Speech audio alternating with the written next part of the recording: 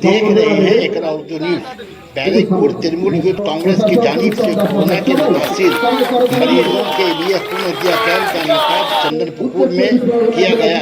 इसी दौरान बीजेपी के 100 वर्कर्स ने तृणमूल कांग्रेस का झंडा थाम कर तृणमूल में शमूलियत अख्तियार की।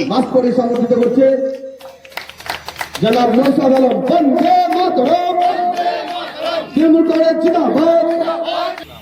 আমাদের সকল কাউন্সিলর মঞ্চে রয়েছে, বিজেপির সাথে যুক্ত ছিল এবং এখন বুঝেছে যে বিজেপি ভারতবাদী দল। নরেন্দ্র মোদী যে কথা বলেন সে কথা কাজ করেন না এবং সম্পূর্ণভাবে যুব সমাজকে আশ্বাস দিয়েছিলেন রাতে ফ্লাগ করে দেওয়ার জন্য। বন্দে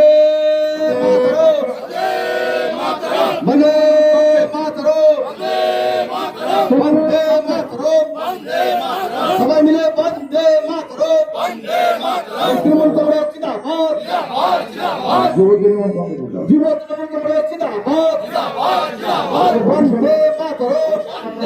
তোমাকে বারাকপুর মহকুমা জুড়ে যেভাবে তৃণমূল ছেড়ে লোকসভা ভোটের পর থেকে বিজেপিতে যোগ দিচ্ছে যুব সমাজ, সেটা কিভাবে আটকাবে, কি চিন্তা ভাবনা তোমার?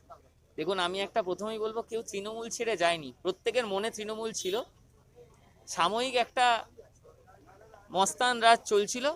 আমার ধারণা সেই মস্তান রাজের বিরুদ্ধে সাধারণ মানুষ সহ যুব সংগঠন, ক্লাব সংগঠন সবাই একটা বিদ্রোহ ঘোষণা করেছে। মমতা বন্দ্যোপাধ্যায়ের নেতৃত্বে যেভাবে উন্নয়ন চলছে তার উপরে ভরসা রেখে। আর এই যে দলের মধ্যে যে বিরোধিতা রয়েছে সেটা কি ঠিক করবে? আমি জানি না তো দলের মধ্যে কোনো বিরোধিতা, আপনার মুখে শুনলাম।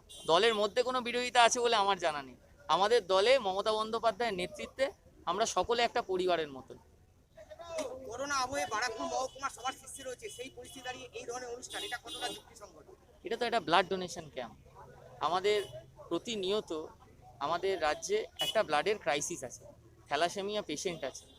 যদি সংগঠনের সবাই, সেটা রাজনৈতিক হোক অরাজনৈতিক হোক, তারা যদি এগিয়ে না আসে, এই পূরণটাই বা কে করবে? সামনে বিধানসভা ভোট, লোকসভা ভোটে বেশ রেজাল্ট খারাপই হয়েছে বলা যায়, যে তুলনায় বিধানসভা ভোটের রেজাল্ট ছিল সেই তুলনায়। সামনে বিধানসভা ভোট নিয়ে কি স্ট্র্যাটেজি? দেখুন, আমি আপনাকে একটা কথা বলি, আমাদের রেজাল্ট খারাপ হয়েছে বলতে আমি আপনাকে সত্যি কথা বলি, ব্যারাকপুর লোকসভায় আমাদের একটা লোকসভায় 12-13 হাজারের মার্জিনটা আমরা খুব একটা মনে করি না।